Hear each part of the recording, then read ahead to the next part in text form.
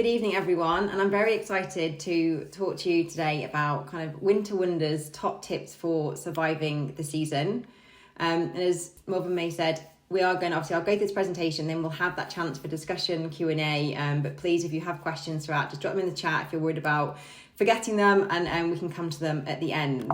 What we're going to cover today is I am going to just briefly share my story and my kind of own battle with chronic Lyme disease, and I'm going to keep it brief because tonight is really not about me. I'm going to look at kind of addressing what challenges winter brings and how actually we can think about shifting our approach to really support you through that season, how we can listen to our winter bodies and what they need. We're going to look at the isolation, the overwhelm and the role of connection during the winter months, and then finally nurturing our emotional well-being. So first of all, my story. So I am going to try and kind of consolidate quite a few decades of ill health into a few minutes. But I lived with Lyme disease and co-infections for 25 years before I was diagnosed. So I was actually bitten by a tick when I was 8 years old on holiday in Florida with my family. I remember it well. It was in my belly button. There's a little thing with legs, and I'm very afraid of spiders, still am. So my parents removed it to the best of their knowledge. It's obviously not an ideal or easy spot to get it out of. And my mum, when I got back home, took me to the doctor, and there was the classic, there's no rash, there's no flu-like symptoms, she's fine. And to be honest, I think as a family, we forgot about it. A couple of years later, I actually ended up in hospital for a few days with kind of radiating pain throughout my body, which at the time was diagnosed as juvenile arthritis, because to be honest, I don't think they knew what it was. Nothing was shown up on blood tests. And obviously, of course, now in hindsight, that's a classic Lyme symptom.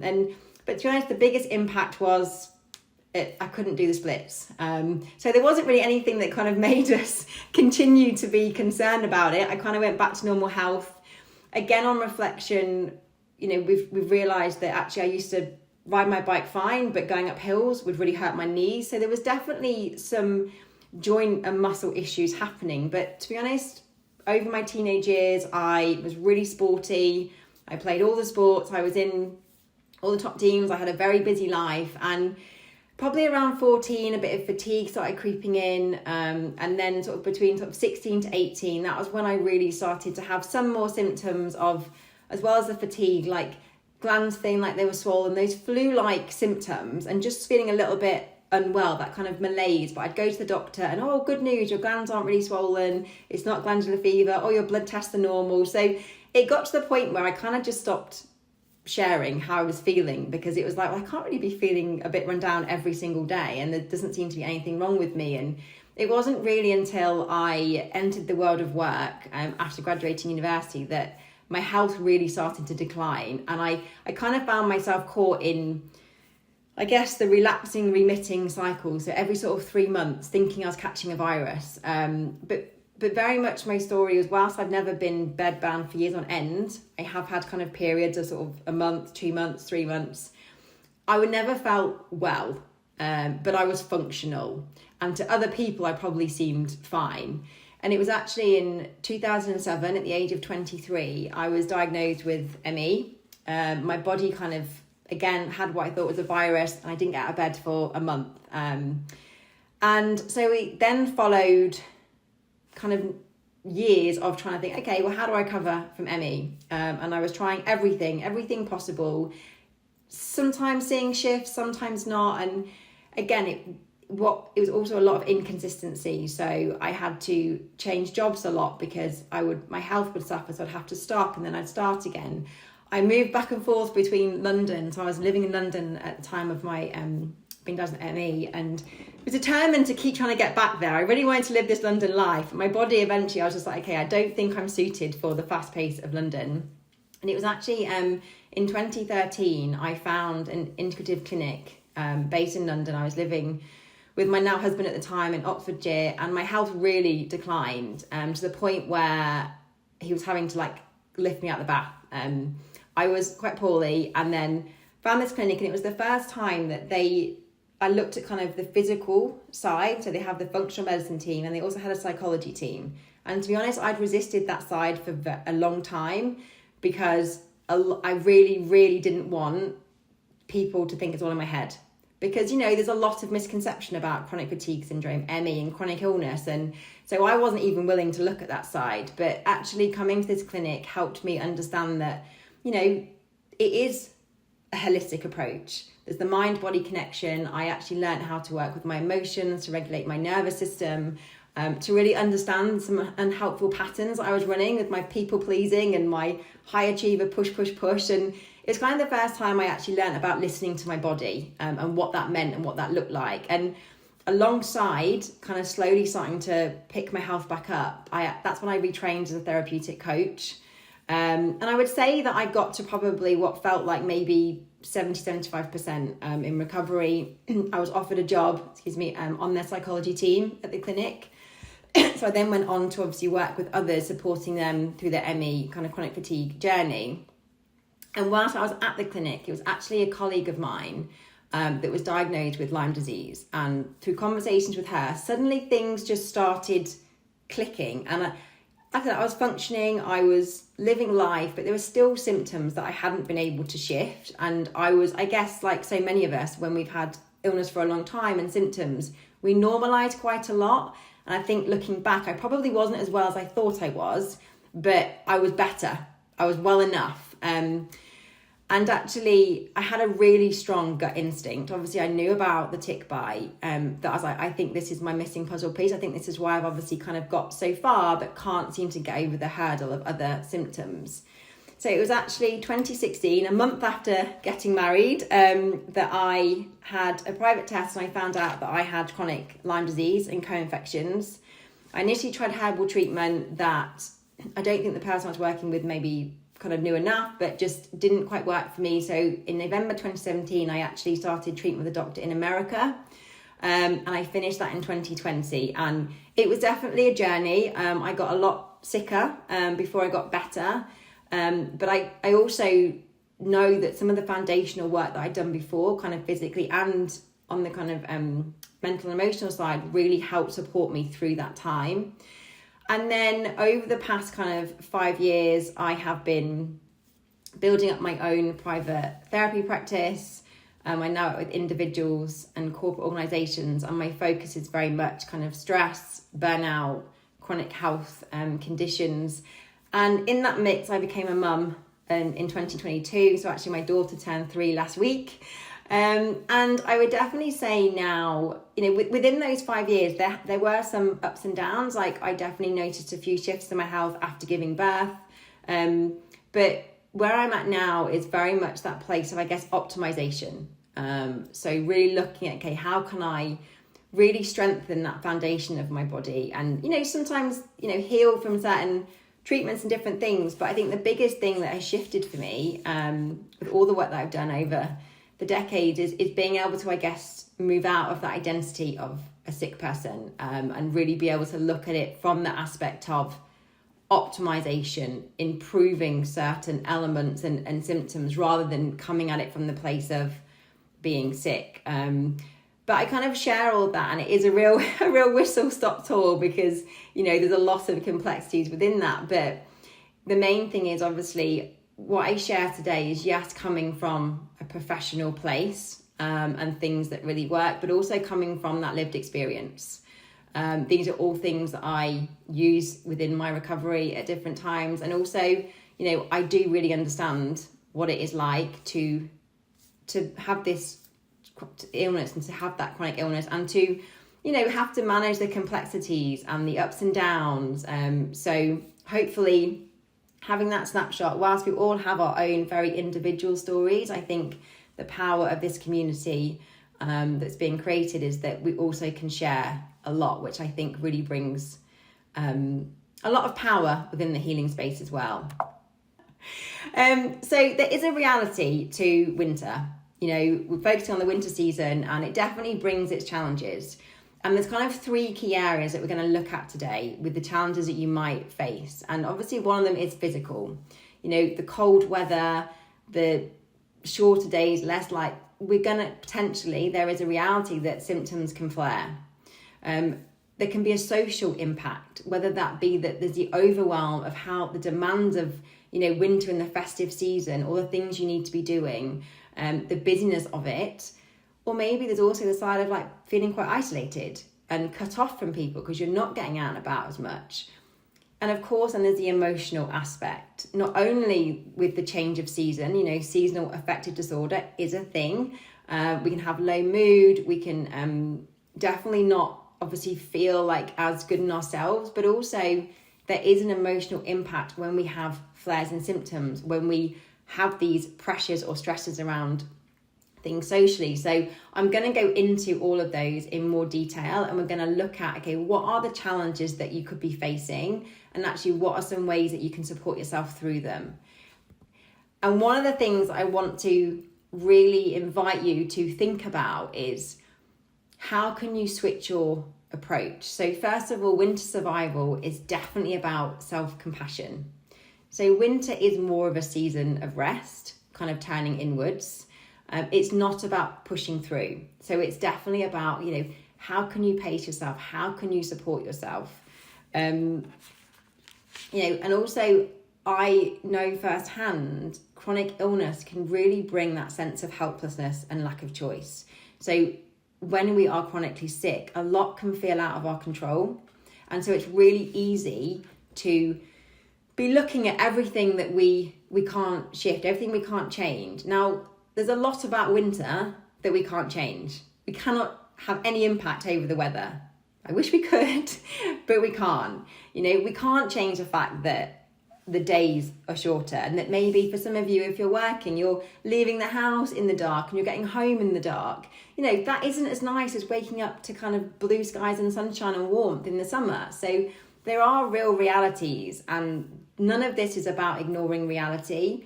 But it's really important if you can focus on, okay, what can you choose? Where do you have influence?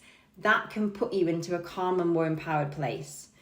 And one thing I want to share with you is something is a psychological concept developed, and it's called the locus of control. And we can either be in a place of having an external locus of control, where we kind of believe, I guess, that outside forces and circumstances, whether it's luck or fate or seasons or people, really impact our experiences and our outcomes in situations.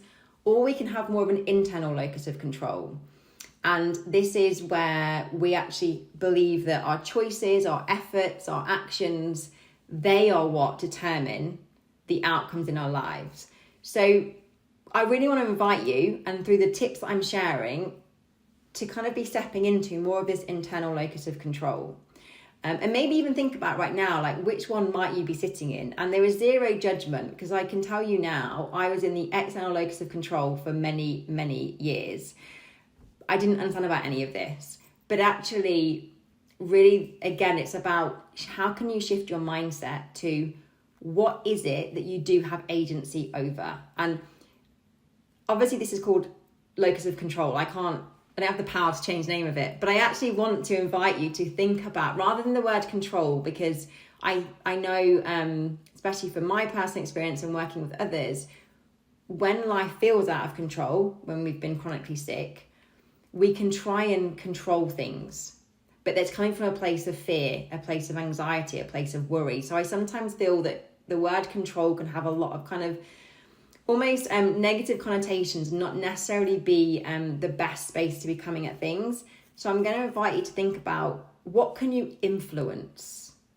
And if you can focus on what you influence and release what you can't, that can really help you over these next few months. So I want you just to think about, before we kind of dive into the 3 different areas in a bit more detail, what is your current narrative about winter, and where might your focus be going? Feel free to share in the chat, or just make a note of it, or just be aware of it yourself, because whether we are consciously aware of it, we are always creating stories about things, about situations, about events, and the stories that we tell determine how we feel, maybe the actions we take, and ultimately our experience. So if the stories are helpful, the experience is going to be more beneficial. But if our stories are, again, focused on everything that we can't do, or that isn't good, or isn't working, then that's going to show up in our experience. So again, this is with absolute zero judgment. Think about what is your narrative right now. And then at the end, we're going to check back in and see where that narrative might have shifted. So I'm going to start kind of looking at really the physical challenges and how we can start to listen to your winter body. The reality is that cold weather definitely brings symptom struggles. Obviously, with Lyme disease, there's a lot of issues with joint pain, muscle fatigue, and the cold can absolutely exacerbate those symptoms. It might also be that it's too cold to go outside. Like, I know I had really bad circulation when I was poorly. Like, my hands and feet would feel like ice. So I didn't really enjoy it, and I felt the cold. I was always cold. So going outside in the cold wasn't really that inviting. But of course, then what can happen is we're not really getting out, we're not really moving. So again, that can have an impact on our joints and on our muscles. So there can be that kind of catch-22 that we get stuck in. The cold weather also basically our bodies want to kind of conserve energy. So it can definitely create more fatigue. We do have less light in the winter, we have shorter days. And especially if we're not getting out and about when there is light because it's cold, it can really impact our circadian rhythm. We're not getting the light that we need. So our cortisol, our melatonin can kind of all of that cycle, which gets disrupted anyway during chronic health conditions. But winter can definitely add to that. So, that can disrupt sleep, which of course flares symptoms and, doesn't support the body to be repairing and regenerating the way that it needs to. There is a real reality that, winter brings with it a lot more bugs. I've definitely learned that since having a child. Nursery and winter bugs are a real thing. So, when we are chronic sick, some of you may be in a place where actually I didn't really catch colds until after my Lyme treatment because my immune system was so suppressed from obviously having the illness for so long. But for some of you, it might be that your immune systems catch a lot. They are quite weak. So maybe there's that added worry and that stress that, the reality is there is more going around. There's colds, there's coughs, there's flus. And it's not just about those viruses, it's those viruses on an already loaded system. So of course, all of this can kind of create frustration because you can't do the things you want to do, you can't get out as much. Maybe you're worrying about symptoms flaring, you're worrying about how you might cope, you're worrying about what you might catch being around people. You can feel very overwhelmed by what winter brings. And one of the things I want to encourage you to do is start to think about your symptoms as messages from your body. This is not me saying be thankful for your symptoms. If you can be, I definitely was never in the position where I was like, oh, I'm really glad I'm having this pain, or I'm really glad I'm having this. But the body talks to us. And one of the ways it talks is through symptoms. And so if you can start to have compassion, you're kind of moving away from that worry and that fear and just meeting your body where it's at. Okay, what might the message be? Because what this does is it helps you respond rather than resist. So I spent a lot of time resisting my reality with being sick. But all that did was make me sicker because I was constantly pushing it away. And there's that saying, what we resist persists. And it's really true because actually that resistance creates stress. And we get caught in that stress cycle. And obviously stress exacerbates symptoms. So really wanting to, and just see how it lands, but think about, okay, what if you started to shift and look at, okay, my body's just trying to talk to me. And what also that helps you do is begin to build that connection with your body. If you almost can become, I guess you're kind of, a lot of time when we're chronically ill, we disconnect from ourselves because the body isn't a nice place to be. But actually, if we can recognize what we're experiencing, we're more able to meet our own needs. So that kind of leads me into some of the ways that we can support ourselves physically during the winter. And one of the things, the reality is, for some of you, not all of you, but for some of you, it may be that you are inside a lot more. And that can definitely make us feel kind of trapped. It can make us feel resentful. But something I want you to think about doing is how can you change your space so that it actually feels somewhere that's good to be? So again, this is about, okay, the reality is maybe you are at home more, maybe you're not getting out as much, because it's not quite as inviting sitting in the garden in the cold as it is, in the springtime or the summer.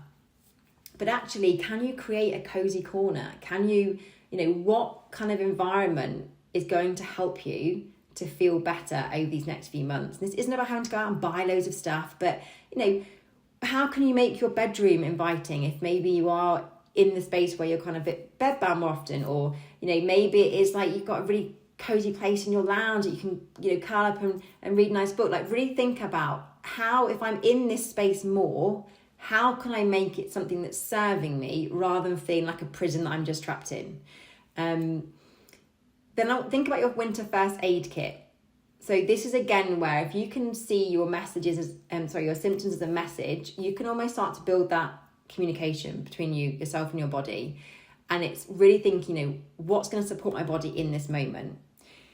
And if you can build a winter first aid kit, this is basically things that just make your body feel a little bit better. So it might be Epsom salt baths, it might be infrared saunas, it might be a warm cup of tea, whether it's herbal or real tea, depending on, diets and what you're doing. It might be like, I don't know, a really nice piece of chocolate. Again, it might not be real chocolate. I mean, my husband can't believe how much I spend on a bar of chocolate. I'm like, well, it's, it's made from special ingredients.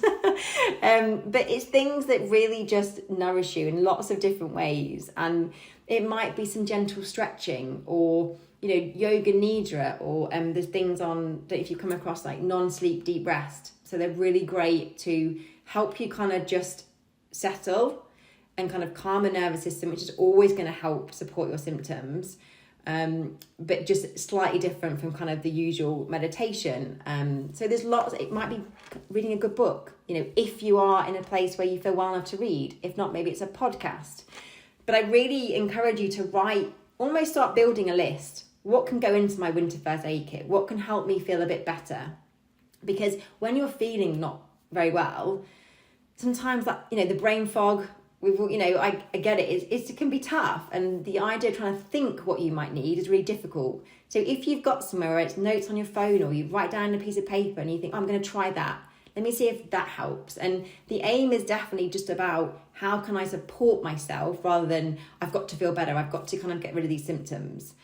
And then finally, staying present, because when we do have symptoms flaring and when we are entering seasons that can bring up more challenges, it's very easy for us and the brain to go into those catastrophizing, preempting thoughts around what's going to happen to my symptoms, how am I going to feel, or if we notice some symptoms coming, those responses, they fire off really, really quickly before we're even conscious of it. But of course, that is actually perpetuating that stress cycle. That is creating more stress in the body, which again is going to mean our symptoms persist, or they flare, they get more intense. So can you start to notice, where are your thoughts going? And it's not about pretending that everything's okay. I'm really not kind of here for that toxic positivity, but what it is about is thinking, okay, can I just notice that train of thought? Is it helpful? No, I'm going to bring myself back. I'm going to be present.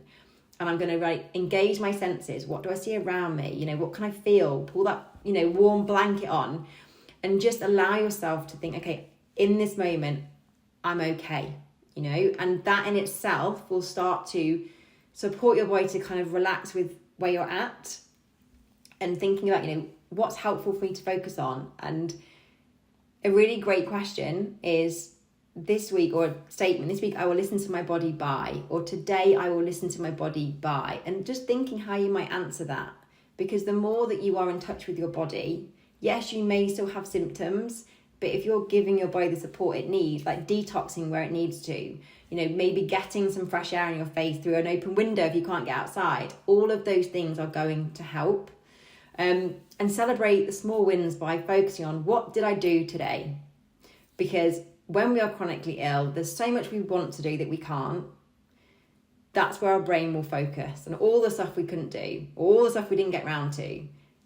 But I want you to start thinking about, what did I do despite not feeling my best? Because at the end of the day, if you've got 20% in the tank and you gave 20%, you gave 100% of what you've got. And that is to be celebrated.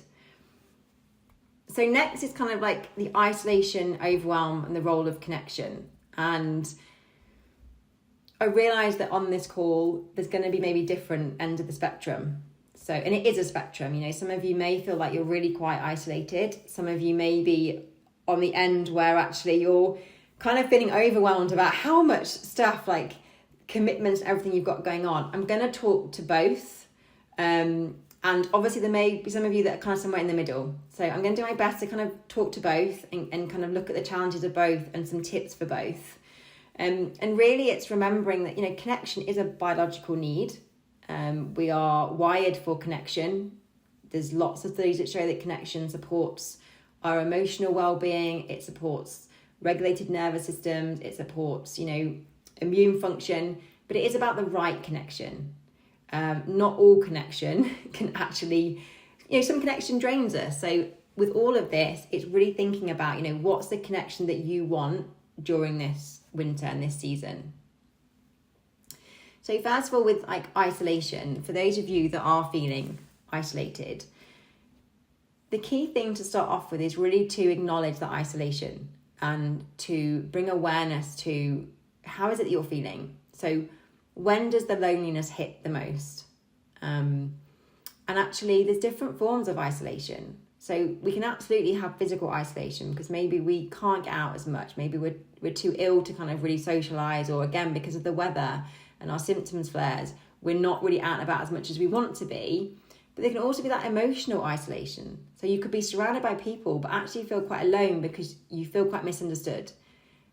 I know I spent a lot of my life feeling really different because I was like, well, no one's really going through what I'm going through. So I could be around friends, but sometimes really feeling quite lonely. It might be a mix of both. And what type of connection would you like? Because again, it's really important. It's not just about any connection. What connection is going to work for you over these next few months? What's going to be supportive rather than draining? It's really important to note that actually prolonged isolation, it can put the nervous system into shutdown. And we can kind of get caught in this catch-22 where we really crave connection, but actually we haven't really got the desire to, or the motivation to reach out and get it.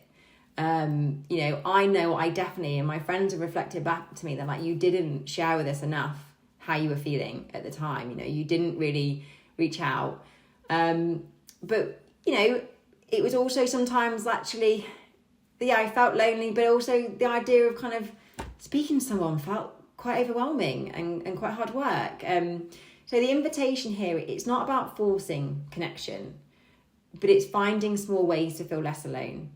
And really thinking about, again, there is a reality to winter. I think lots of people kind of hibernate a bit more in winter. But when we're chronically sick, we can definitely then feel even more isolated because other people are off kind of doing their thing or just like hunkering down, not wanting to leave the house after like 5 p.m. But we've almost we're sometimes relying on people to be proactive if we're not actually in a position to proactively reach out. So I guess the ways that you can start to, again, influence and take agency over this is absolutely recognising the reason why it's helpful to recognise, okay, what kind of isolation am I feeling? Where am I feeling lonely? Because that helps you get specific. Because obviously loneliness is a big thing. Isolation is a big general feeling. It can feel quite overwhelming to even know where to start. Well, how do I change that? So if you can start to think, well, where am I lonely? What connection do I want? Where do I feel isolated? That can start to give you a guide of what things you can start to do to change that and shift it. But the first thing is really connecting with yourself, because during chronic illness, we do disconnect from ourselves for lots of different reasons. We disconnect from our bodies because they are not a fun place to be. So why would I want to have anything to do with it? We can live from like the head up. We can also, we lose parts of ourselves.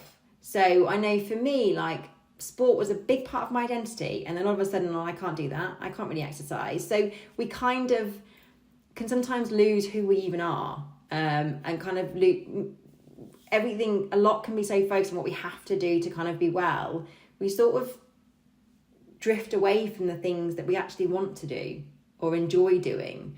So I really want you to think about, what is it that you desire? What do you like? What don't you like? What do you need? What do you want? Because that will also help you guide and know, okay, well, what connection is going to help me, and it's about making small connections. So I'm still not someone that really likes chatting on the phone for long. My dad absolutely loves it. We'll spend all day on it. I'm probably someone that I'm like, if that call wasn't scheduled, I'm not sure I'm picking up because this could be a long phone call and I'm not ready for it. But, meeting for a coffee or something, chat away for ages, or, think about, okay, what feels comfortable for you? And I think it's also really important, going back to connecting with yourself, you're going to have clarity over what you want from connection. And this is really key because it needs to work for you. So if having someone round for like 2 or 3 hours is too much, you need to know that before you're reaching out to someone. So you want to kind of be in the driving seat of the connection that you are creating so that you know it's going to work for you. Then you're not worrying about kind of overdoing it and having symptom flares or, kind of getting the benefit of connection but then actually feeling worse for it. So it's really thinking about, okay, maybe it's a text message. Maybe you start there. You want to reach out to a friend, or maybe it's a video call. Maybe it is going for a coffee or inviting someone round for a drink. Really think about, how can I start to just feel a little bit less isolated? If you felt isolated emotionally, maybe it is about, can you open up to a close friend and just kind of be honest about how you're feeling right now or what you might need? And I did do that a few times with friends. I was like, I don't really have the energy to talk, but if you want to come around and watch telly with me, because my husband worked away quite a bit, I was like, just be nice to just sit and have some company. It wasn't with all friends, it was just with certain friends. So really think about how what those connections might look like and how you can start in a way that feels, really good to your nervous system. So it's not going to be creating stress. And then off the back of that, it's like, who do you actually want to connect with? Is it family? Is it friends? Who are the right people? Like, who do you want to be around? And maybe it's online groups like this with people that get it, where you can be fully open in yourself. And don't ignore calls like tonight. Like, this is a form of connection. Maybe, some of you do still have hobbies. So maybe there's people there, but really thinking about actually, who are the people that are going to lift me up? Who are the people that are going to actually really help me with where I'm at and help me over the next few months? We don't want to be connecting with people that are going to dump all their emotional baggage on us. Like, that's not going to help at any point. But when we're chronically ill, like, really just decide for yourself, like, actually, who are the people that I want to be around? Because again, that can be a guide of, okay, well, where do I want to start focusing my connection? And again, celebrate the small wins. Like, you may not be able to have the exact connection that you desire, and don't ignore that reality. But it's also looking, okay, how have you connected? Because again, the brain always wants us to go to what we haven't got, what we haven't done, what's missing. But actually, if you can start to notice, oh, I connected in that way, or I connected here, I did that, I felt a little bit, you'll start to feel less alone. And again, that then, it kind of creates that desire for more connection. So it just starts to bring you back into the space that you really want to be in.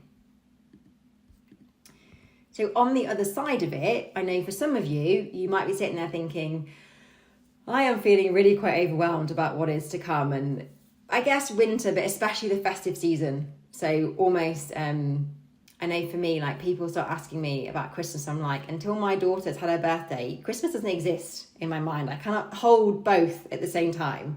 But, it's, I don't know how many weeks away it is, but, you might be very much in that space of maybe you have got children, maybe you've got presents to buy, maybe you are working, you've got kind of work dues, you've got social things. And whilst all of those things can be great and exciting, when we're chronically sick, what can tend to happen is actually they feel overwhelming. They bring a lot of anxiety. They don't really bring much joy. It's kind of that sense of dread and like, I've just got to get through. And maybe thoughts around like, how will I cope? I don't let people down. Like, I'm going to miss out on things. I just need to keep going. I need to push through. And there's that heaviness, that worry, that anxiety before you're even in it. And it puts you in a place of pressure rather than pleasure or enjoyment. So it's kind of totally defeating the whole idea of the festive season, really. And I think it's very important to, first of all, check in with external versus internal expectations and pressures. Now, of course, there may be a reality of things that you need to do during this season, especially if there's children involved or certain work commitments. But a lot of the time, the pressure comes from within us. We are telling ourselves we've got to do all these things. And actually, we can think that other people are going to expect X, Y, and Z from us. But most of the time, we're actually projecting out our own thoughts and beliefs. And we are telling ourselves, well, I've got to do all this stuff. And that is where the stress comes from. That is what builds the anxiety. So again, this is not about then beating yourself up for doing this to yourself, but just be really honest and think, okay, actually, how much of this is an external expectation and pressure rather than the pressure I'm putting on myself? And the good news is, if it's the pressure you're putting on yourself, there's a lot more you can do about it. And the first way to really release that pressure is to drop the should. Someone actually told me, and I don't know if it's true, I think it is, that the word should doesn't exist in Japan. I want to believe that it's true because I really like that idea, because I was definitely a shoulder. I should do this, I should do that, I can even catch myself now with all different areas, and it doesn't bring anything but stress. It certainly doesn't make you look forward to stuff. So, that's supposed to say, what do you want? I've obviously missed the rest of the word off there. But really, if you can start to notice where that internal voice is saying, you've got to do this, you've got to do that, and you have to do this, and kind of step back and shift into, but what do I want to do? Because every yes that you say that you don't really want to do, that takes energy away from the stuff that you actually want to say yes to and is going to bring you joy. And it also takes away time, actually capacity in your, not only just physically, but also within your diary. So actually really think about, what do I really want to say yes to? Because you get to have the winter that you want. Within, of course, I get that there's a reality, we all have realities, but outside of that, you get to decide what you want to do with winter. And if that is, you want to kind of clear your social calendar, fine, that's how you want to do your winter and your festive season. And, another thing to think about is symptom cost versus reward. So again, if you can almost clear that space of taking away some of the shoulds and really narrow your focus on, what do I want to do? Outside of things I have to be committed to, what do I want to do? Where do I want to spend my time? Where do I want to spend my energy? Because the reality is, when we're chronically sick, doing things uses energy for all of us. But sometimes there is a bit of a payback. And so there can be a cost to doing something. Maybe there will be more fatigue. Maybe there might be a few kind of joint pains or just not feeling as good. But sometimes the reward is worth it if you're going to really enjoy what you're doing. But the way that you can do it, that it doesn't actually, it's like a little dip rather than a massive crash, is can you then create space around that event? I don't know, let's say you want to do something with friends or family. Maybe it's okay, well, a few days before, this is what my body's going to need. Or a few days after, I need to create some space so that I can allow myself to lean into the fatigue rather than going straight into busy, more, pushing through and then collapsing, which I did a lot of over the years. That was a very strong pattern of mine. But it's not about approaching things from a place of fear of I'm going to do this and then I'm going to feel X, Y, and Z. But actually, when you know that you have got the ability to really listen to your body, it actually takes a lot of the fear and anxiety away. And a lot of the time you find that you probably cope with the situation or the event far better, because stress takes a lot of energy and has a big impact on the body. And then finally, really thinking about, giving yourself permission to choose, but having those gentle boundaries. maybe with some things, again, especially if you are in a place right now where your symptoms are quite unpredictable, and that is one of the really tough things, that you can be fine. I should do fine in quote marks, but you can feel okay one day or 1 week, and then the next week things can shift and change. So there is a reality of maybe thinking, well, I really want to do that, but I don't know how I'm going to feel in 3 weeks' time or 4 weeks' time. Can you share that with the person inviting you to something? Can you kind of say, like, I'd love to come, but can I confirm close to the time so I know what my energy is like and I'm going to be feeling? Because again, even just saying that, even after I think about it now, it's like, I can feel like a weight lifted, because you're giving yourself that option to say, okay, well, I can go if I feel up to it, but if I don't, that's okay, because I've made it very clear. And really it might be about, I can go to that aspect of it. But you know what? Late nights don't work for me, so I'm going to kind of step away at this time, for example. So really think about what boundaries are going to work for you that allow you to, if we go back to connection, have the connection you want, but not at an expense that you don't want to give. And really the celebrating the small wins is like, what have you done for yourself? What is it that has meant that you've put your needs first ahead of other people's this kind of winter, and especially this festive season? The last section, so kind of nurturing your emotional well-being. And this is key all year round, but especially for reasons that we've talked about already.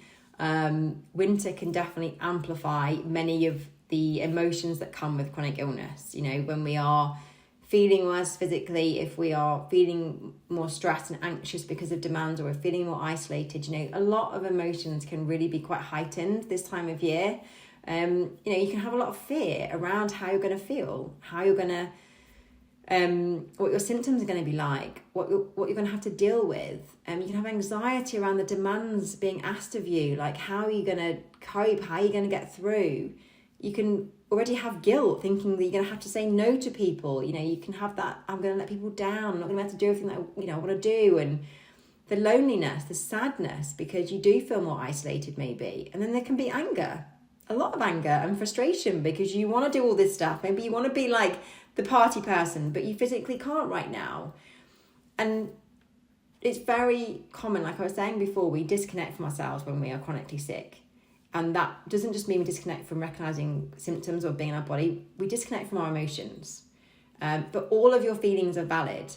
And again, emotions have a message. And often we do disconnect because they're too uncomfortable. I was really great at being I'm fine.